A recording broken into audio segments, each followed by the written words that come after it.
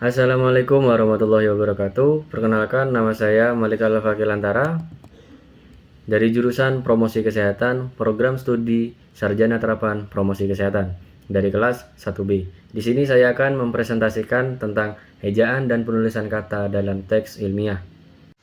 Latar belakang. Dalam penulisan ilmiah dan komunikasi resmi, penggunaan bahasa Indonesia yang baik dan benar sangat penting untuk menjaga kejelasan, ketepatan, dan formalitas tulisan. Salah satu aspek fundamental dalam kaidah kebahasaan adalah tata tulis, yang mencakup penggunaan huruf, penulisan kata, ejaan, serta tanda baca. Pedoman Umum Ejaan Bahasa Indonesia (PUEBI) menjadi acuan utama dalam hal ini. Pemahaman tentang penggunaan huruf kapital, huruf miring, penulisan singkatan dan angka, serta penulisan kata baik dasar, turunan, maupun serapan sangat diperlukan terutama dalam penyusunan karya ilmiah, artikel jurnal, maupun dokumen resmi lainnya. Penggunaan huruf. Yang pertama, huruf kapital. Penggunaan huruf kapital digunakan untuk menandai unsur-unsur penting dalam kalimat. Beberapa fungsi utamanya adalah digunakan pada huruf pertama di awal kalimat, digunakan pada huruf pertama nama orang, digunakan pada huruf pertama nama geografis. Yang kedua, huruf miring. Kapan digunakan dan contohnya huruf miring digunakan dalam penulisan untuk menandai kata-kata tertentu yang memiliki makna atau fungsi khusus.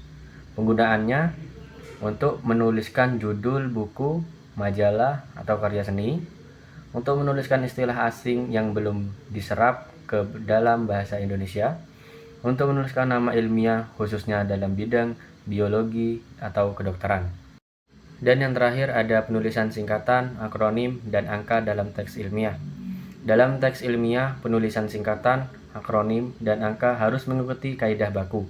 Singkatan adalah bentuk pendek dari suatu atau beberapa kata.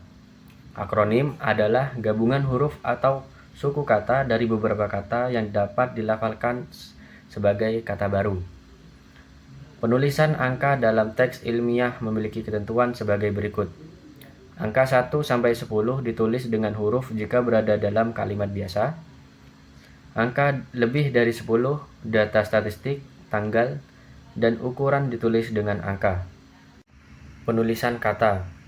Yang pertama, kata dasar dan kata turunan. Kata dasar adalah bentuk asli dari suatu kata belum mengalami perubahan bentuk atau mendapatkan imbuhan. Yang kedua, gabungan kata atau kata majemuk. Gabungan kata atau kata majemuk adalah dua kata atau lebih yang membentuk makna baru. Penulisannya bergantung pada jenis gabungan tersebut.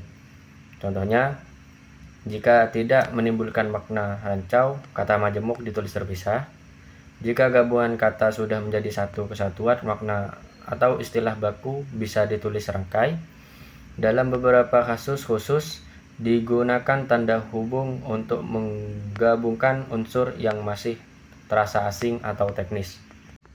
Yang ketiga, kata depan, di, ke, dari, dan penggunaannya kata depan seperti di, ke, dari harus ditulis terpisah dari kata yang mengikutinya jika berfungsi sebagai kata depan. Kesalahan umum yang sering terjadi adalah penulisnya serangkai seperti di sekolah atau ke rumah yang seharusnya terpisah.